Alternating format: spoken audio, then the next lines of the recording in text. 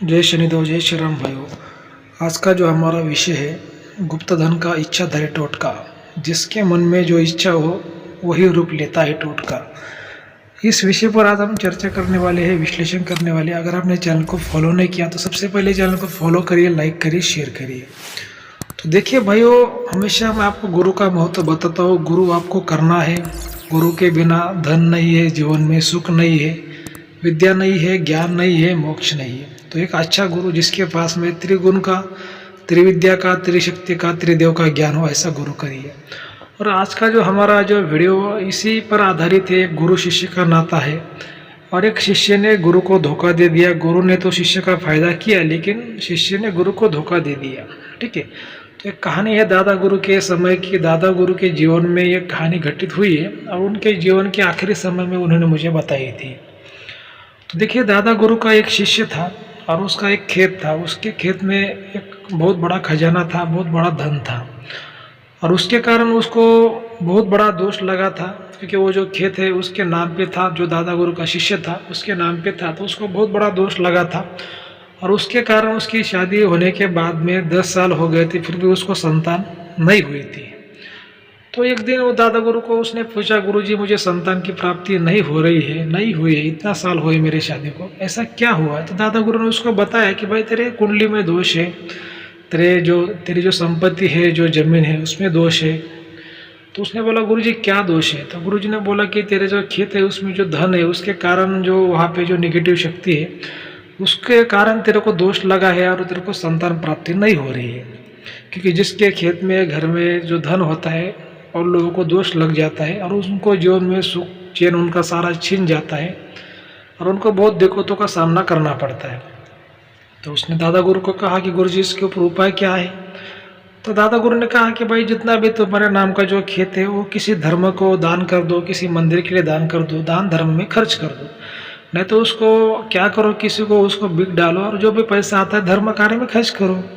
तो बोला कि गुरुजी खेत तो बहुत बड़ा है, कम से कम 20-25 बीघा खेत है। इतना खेत अगर मैं दान कर दूंगा तो मैं भिखारी बन जाऊंगा, और इसमें दूसरा क्या उपाय? तो गुरुजी ने कहा फिर उसमें जो धन है खेत में उसको निकाल लो।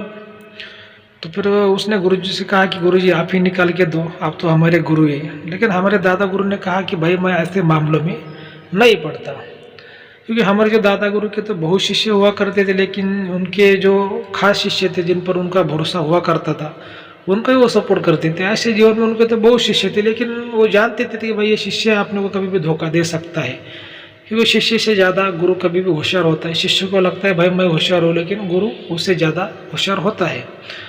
लेकिन फिर भी जो हमारे दादा गुरु का जो शिष्य था वो घर पे चला गया, उसने उसके पत्नी को बताया और उसकी पत्नी ने फिर उस बात पर बहुत विचार किया। और उसके बाद 15 दिन बाद वो फिर से पति पत्नी दादा गुरु के पास में आए और उसकी पत्नी रोने लगी दादा गुरु के सामने, बहुत रोने लगी और दादा गुरु को बोलने लगी, गुरुजी मेरी जो माँ, जो मेरी जो झोली आप भर दीजिए, जो मेरी जो कोख है वो खाली है। और एक स्त्री को अगर संतान नहीं होती तो बहुत दुखी होती है। तो ऐसा बहुत रोने लगी दादा गुरु को, जैसे कि उनके सामने गिड़गिड़ाने लगी, मैं आपकी बेटी जैसे हूँ और आप कुछ ना कुछ करिए कि मेरे को संतान प्राप्ति हो जाए। उसके लिए जो हमारा जो खेत का जो धन है उसको निकाल के दीजिए, फिर हमारा दोष निकल जाएगा और फिर हमारे पास में धन भी रहेगा, पैसा भी रहेगा, हमें संतान की प्राप्ति भी होगी और हम जो भी कुछ मिलेगा उसमें से 50% हम धर्म कार्य में खर्च करेंगे। ऐसा उसके पत्नी ने और पति ने दोनों ने भी दादा गुरु को वचन भी दे दिया। फिर भी दादा गुरु ने उनको हाँ नहीं कहा और बोले हम सोचेंगे इसके बारे में। तो क्या हुआ कि जो उनके खेत में जो धन था उसके ऊपर इच्छाधारी टोटका था। जैसे जो भी तांत्रिक उसको निकालने के लिए जाता था, उसके दिल में जो भी इच्छा आती थी वैसा ही उसके सामने शक्ति उसी रूप में प्रकट हो जाती थी। तो दादा गुरु ने सोचा कई दूसरे तांत्रिक को ये काम दिया जाए। तो दादा गुरु ने वो काम करने के लिए बहुत से 2-3 तांत्रिक भेजे, लेकिन वो असफल हुए। क्योंकि जो तांत्रिक जाते थे, जिसके दिल में, किसी के दिल में किसी औरत के प्रति लालच है, तो उसको सामने एक सुंदर सी औरत दिखाई देती थी और वो फिर वो तांत्रिक भटक जाते थे। मतलब टोटका इच्छाधारी था, जैसे दिल में एक भावना, मन में भावना आ जाए वैसे वो टोटका रूप लेता था। कोई तांत्रिक के मन में जैसे शराब पीने की भावना आ जाए तो उसको पूरा शराबी शराबी दिखाई देता था। किसी के मन में कुछ दूसरी भावना आ जाए तो उसको वैसा ही दिखाई देता था। ऐसे 2-3 तांत्रिक फेल हो गए। और उसके बाद में फिर दादा गुरु ने सोचा कि भाई अभी 2-3 तांत्रिक अगर फेल हो गए तो फिर मुझे ही जाना पड़ेगा। ठीक है। तो फिर क्योंकि वो जो पति पत्नी थे उन्होंने दादा गुरु को वचन दिया था कि हम जो भी मिलेगा उसमें से कम 50% धर्म कार्य में खर्च करेंगे। उसके बाद में हमारे दादा गुरु खेत में चले गए, तो जो इच्छाधारी टोटका था जो धन का, उसने देखा दादा गुरु की तरफ, उसको लगा ये व्यक्ति तो बहुत धार्मिक है। तो वो टोटके ने क्या किया कि धर्मराज का रूप धारण कर लिया और दादा गुरु को बोलने लगा कि ये तेरे को अगर धन चाहिए तो तेरे को मेरे को वचन देना पड़ेगा कि जितना भी धन मिलता है उसमें से कम आधा धन धर्म कार्य में खर्च करना पड़ेगा, और वो भी एक साल के अंदर करना पड़ेगा। तो दादा गुरु ने उसको तो पहचान लिया। दादा गुरु ने बोला कि तू तो धर्मराज रही नहीं है, तू तो एक छलिया है, फिर भी अगर तूने धर्मराज का रूप धारण किया है और तूने मेरे को पहचाना है कि मैं बहुत धार्मिक व्यक्ति हूँ, धर्म कार्य करता हूँ, तो मैं भी तेरे को वचन देता हूँ कि इसमें से जो भी मिलेगा 50% ये धर्म कार्य में 1 साल के अंदर खर्च किया जाएगा। और दादा गुरु ने उसको वचन दे दिया, जो भी शक्ति थी, जो धन की जो शक्ति थी। उसके बाद में जो दादा गुरु का शिष्य था उन पति पत्नी को धन मिला, और धन मिलने के बाद में दादा गुरु वहाँ से निकल गए। हमारे दादा गुरु कभी भी धन को हाथ नहीं लगाते थे और ना ही धन का कोई हिस्सा लेते थे, उसमें से ना ही कोई बंटवारा लेते थे। और जो भी जिसको भी मिलता था, जिस खेत वाले को या फिर किसी घर वाले को मिलता था, उसको ही वो देते थे और बोलते थे खाली भाई ये धर्म कार्य में खर्च करो, किसी गरीब की मदद करो, किसी मंदिर बनाओ, जो भी हो, भंडारा हो, जो भी, मतलब धर्म कार्य में खर्च करो। उसमें से जितना भी हिस्सा जो बोलते थे वो लोग भी खर्च करते थे। लेकिन जो दादा गुरु का शिष्य था उसने क्या कर दिया भाइयों कि दादा गुरु फिर वहाँ से चले आए। उसके बाद में जो दादा गुरु का जो शिष्य था वो पति पत्नी ने खाली 10% हिस्सा धर्म कार्य में खर्च किया और बाकी 50% करना था, लेकिन उन्होंने नहीं किया। शक्ति फिर नाराज हो गई और दादा गुरु के पास में एक दिन आए और दादा गुरु को बोलने लगी कि तेरे शिष्य ने मेरे को धोखा दिया है, उसने धर्म कार्य में उसमें से 50% धन जो है दान में नहीं दिया है, नहीं खर्च किया है।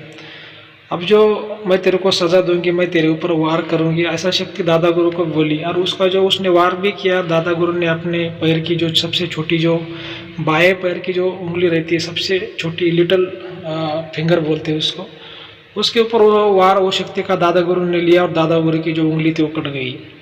उसके बाद में फिर दादा गुरु ने वो शक्ति को आज़ाद कर दिया और शक्ति वहाँ से चली गई। जो दादा गुरु की जो शिष्य पति पत्नी थे जिनको संतान नहीं हो रही थी, तो जो पति था वो भी पागल हो गया और जो पत्नी थी वो भी पागल हो गई। पत्नी ने जो उनकी जो उनका जो घर था, घर से कूदकर आत्महत्या सुसाइड कर लिया। और जो पति था उसके बाद में उसने भी किसी कुएं में जान दे दी। वो दोनों भी पति पत्नी जैसे थे, वो मर गए। और उसके बाद में जो धन था उन्होंने कहा रखा था वो एक राज ही बन गया। लेकिन देखिए दादा गुरु ने उनको संतान नहीं हो रही थी, इसी वजह से दादा गुरु ने उनको मदद किया था। लेकिन वो लोगों ने लालच में आके जो जितना धन दान धर्म में खर्च करना चाहिए था उतना नहीं किया, उसके कारण शक्ति ने उनको सज़ा दे दी। तो देखिए भाई, वो बात ऐसी होती है कि लोगों को क्या लगता है कि भाई जो धन मिलते हैं बहुत आसानी से मिलते हैं, इसको लेके हम आमिर बनेंगे, घर पे खाएंगे, ऐसी बात नहीं होती है। जो शक्तियाँ रहती है जो धन पे, उनकी एक कोई इच्छा रहती है, उनकी इच्छा पूरी करनी पड़ती है, उसके बाद ही आपको धन मिलता है। और धन मिलने के बाद में भी आपको धर्म कार्य में खर्च करना पड़ता है, किसी का भला करना पड़ता है। उसके बाद में उसमें से कुछ हिस्सा आप खा सकते हैं परिवार में। लेकिन जो दादा गुरु का जो शिष्य था पति पत्नी, उन्होंने वचन दे के जो वचन का पालन नहीं किया, उसी वजह से जो धन की शक्ति थी, वो धन की शक्ति ने उनको सज़ा दी और दोनों भी पागल हो गए और दोनों भी वो मर गए। जो धन था उन्होंने लालच में जो रखा था वो कहीं भी उन्होंने छुपा दिया होगा, शायद किसी घर में हो, उनके फिर से खेत में हो, कहीं भी हो, धन तो यहीं पर रहेगा, लेकिन उनकी जान चली गई। इसी वजह से गुरु का आदेश सबसे महत्वपूर्ण होता है। किसी को अगर वचन देते हैं, कसम देते हैं, तो उसका पालन करना चाहिए। ठीक है दोस्तों, अगर आपको आज का वीडियो अच्छा लगा है तो अपने चैनल को सब्सक्राइब करिए, लाइक करिए, शेयर करिए। धन्यवाद।